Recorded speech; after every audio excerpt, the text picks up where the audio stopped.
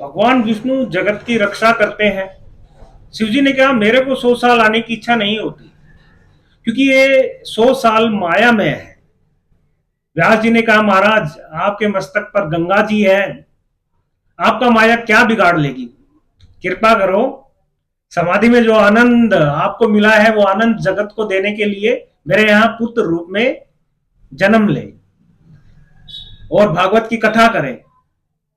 आपका माया क्या कर सकती है। भगवान विष्णु के चरणों से गंगा जी निकलती है और भगवान शिव उनको अपने शीश पे धारण करते हैं। व्यास जी ने बहुत आग्रह किया, भगवान शिव को उन पर दया आई और अरुणी देवी के गर्भ में भगवान सुखदेव प्रकट हुए। बहुत दिनों तक माता के गर्भ में भगवान सुखदेव रहे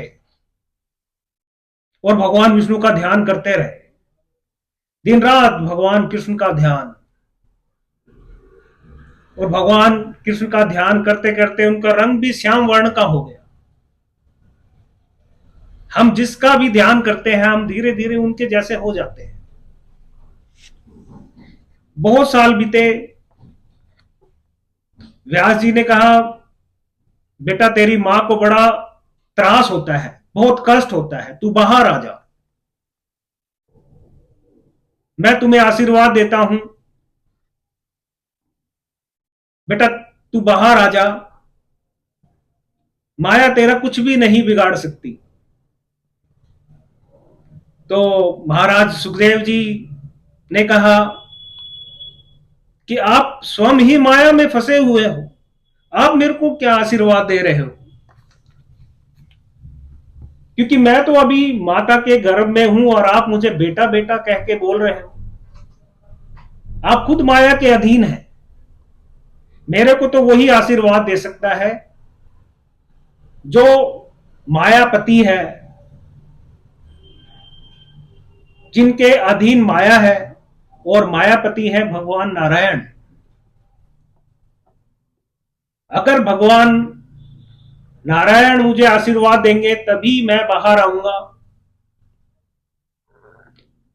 भगवान नारायण माया के पति हैं और माया उनके अधीन है। मुझे तो आशीर्वाद देने का केवल और केवल भगवान नारायण को ही अधिकार है।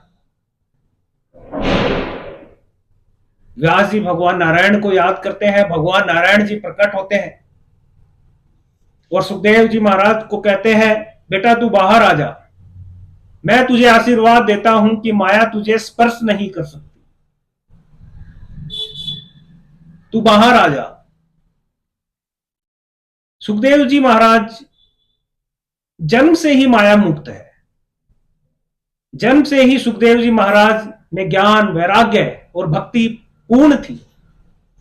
वही दूसरों को मुक्ति दे सकता है जो जन्म से ही माया मुक्त हो।